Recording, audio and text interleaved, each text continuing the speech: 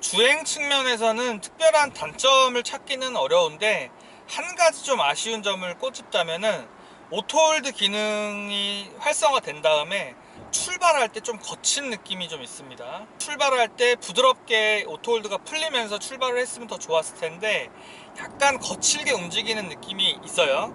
사실 이 부분은 마이너한 부분이라서 연식 변경에서는 해결이 될 것 같은데, 굳이 좀 단점을 따지자면 그 점이 하나 있었고요. 그리고 조금 부담스러우실 수 있는 부분은 아무래도 배기량이 크다 보니까 연비가 좋지는 않네요. 주행을 했을 때 한 7km, 네, 리터당 한 7km 정도 주행이 가능할 것 같고, 좀 더 연비 운전을 하더라도 7.5 이상은 넘어가기는 쉬울 것 같지는 않습니다.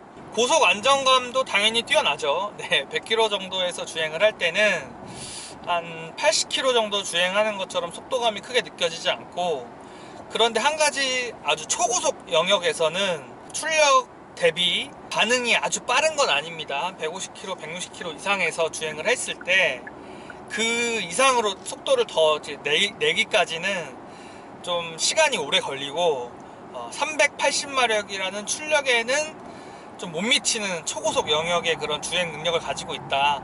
다만 그런 고속 영역을 주행하는 경우는 흔치 않기 때문에 일상적인 영역 100km에서 110km 정도 왔다 갔다 할 때는 만족감이 상당히 높다고 볼 수가 있겠습니다. 차체 강성이 워낙 좋다고 느껴져가지고 지금 와인딩 코스를 잠깐 주행을 해보려고 왔어요. 플랫폼의 그 강성이 상당히 좋네요. 실제로 네, 그렇게 높은 속도로 주행하고 있지는 않지만 플랫폼이 좋습니다. 서스펜션도 반응도 좋고, 그리고 뭐 주저함이 없습니다. 제가 나름대로 공격적으로 이렇게 핸들링을 가져와서 코너 안쪽을 파고 들어가는데도 그 부분을 다 차가 받아줍니다.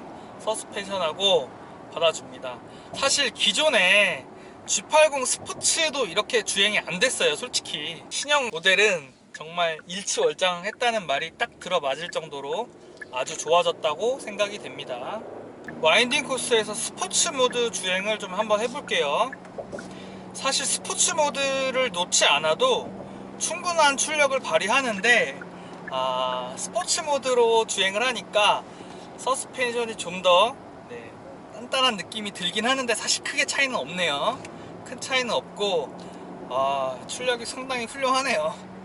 이 차가 사실 편안한 차라서 달리고 싶은 생각이 안 들긴 하는데 실제로 달리면 빨라요. 네, 출력이 상당히 높고 서스펜션의 완성도가 높기 때문에 사실 얼마든지 원하는 대로 속도를 낼 수가 있고, 네, 서스펜션 뿐만 아니라 차체 강성이나 이런 부분이 다 유연하게 잘 받아줍니다. 네, 해당 모델 같은 경우에는 앞쪽 카메라를 통해서 노면 상황을 카메라가 읽고, 네, 서스펜션의 감쇄력이라든지 압력을 전자식으로 조절을 해주는데, 그런 기능 덕분에 지금 거의 시종일관 좋은 승차감을 유지를 하고 있다고 생각이 됩니다. 스포츠 모드 좀 주행해보니까 이 서스펜션이 좀 단단해진 느낌이 확실히 있네요. 그래서 사실 이 차량의 그 성향하고는 좀 안 맞는 것 같고, 이 차량을 운전하시는 분들도 이 스포츠 모드의 승차감을 좋아하시진 않을 것 같아요. 그리고 사실 스포츠 모드에서 뭐 크게 아주 뭐 달라지는 점은 없기 때문에 컴포트 모드로도 충분히 스포츠 주행이 가능하다는 점, 오히려 더 나을 수도 있다고 생각이 됩니다. 인테리어 부분에 대해서 설명드리면, 사실 사진으로 봤을 때는 거의 충격적이었어요. 너무 고급스럽다고 생각이 돼서 충격을 먹었는데, 실제로 보니까 사실 사진보다는 전 개인적으로 조금 못한 것 같아요.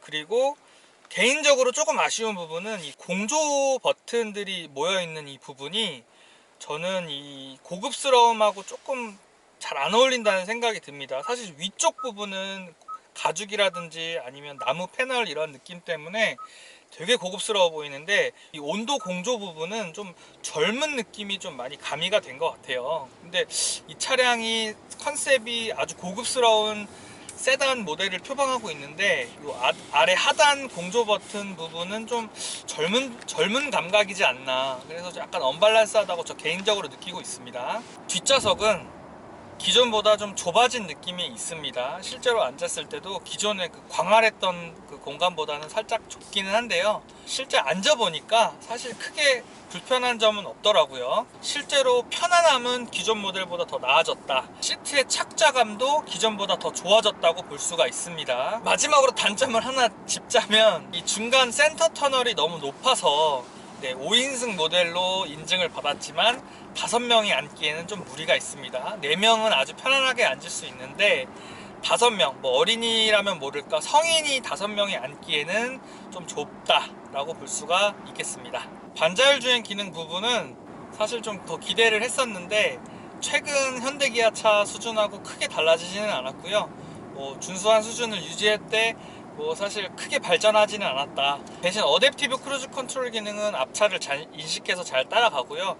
그리고 차선 중앙을 잘 맞춰서 반자율 주행 기능을 발휘를 하기 때문에 나름대로 준수하게 잘 사용할 수 있을 것 같고요. 다만 실제로 차가 차선을 변경해주는 시스템은 실사용하기에는 조금 아직까지는 무리가 있는 것 같아요. 잘 안 돼요. 사실 차가 거의 없는 상태에서 주행할 때 차선을 직접 바꿔주는 이 시스템이 가능할 것 같은데 향후에는 제 생각에는 연식 변경 모델만 나와도 이 부분이 상당히 보완이 될 거라고 예상을 합니다. 차량에 대한 총평을 간단하게 해보겠습니다. 우선 영상에서 보셨던 것처럼 단점을 사실 찾기가 어려울 정도로 상당히 상품성이 높은 것은 맞습니다. 뭐 제가 사세요 마세요 할 거 없이 엄청 많이 팔릴 것 같고요. 대신에 한 가지 말씀드리고 싶은 거는 그 옵션을 나름대로 고를 수 있도록 만들어 놨기 때문에 과도하게 뭐 비싼 차를 사실 필요는 없을 것 같아요. 필요한 옵션만 넣으시면 좋을 것 같고, 한 가지 추천드린 건 아까도 말씀드렸지만 3.5L 6기통 엔진 차량이 가성비 면에서 좋기 때문에 그 부분을 선택하시는 게 좋을 것 같아요. 단점을 굳이 찾았던 거를 말씀드리면 아까 말씀드렸던 것처럼 오토홀드 기능이 풀릴 때 좀 부드럽지 못한 반응하고, 또 한 가지는 이 인포테인먼트 시스템을 이렇게 조작하는 다이얼 버튼이 안쪽으로 이렇게 쑥 들어가 있는데 이 조작 이 감이 딱딱 명확하게 끊어지지가 않아 가지고 움직일 때 조금 불편한 점이 있어요. 그래서 이 부분을 명확한 이 반응성을 보여주고 정확한 조작이 가능하도록 바뀌면은 더 편리하게 이용할 수 있을 것 같습니다. 베네시스 G80 진짜 좀 좋은 차인데 이렇게 발전할 수 있었던 거에 일단 긍정적인 평가를 내리고 싶고요. 수입차하고 비교하시는 분들은 모두 시승을 해보시고 차량을 구매하셨으면 좋겠습니다. 이 차량이 스포츠성을 많이 부여한 차량은 아니기 때문에 좀 편안한 쪽에 초점이 맞춰져 있기 때문에 비교할 만한 차종하고 좀 이렇게 비교 시승을 해보시고 현명한 구매를 하시면 좋을 것 같아요. 독자분들 감사하고요. 더 좋은 자동차 컨텐츠로 다시 찾아뵙겠습니다. 감사합니다.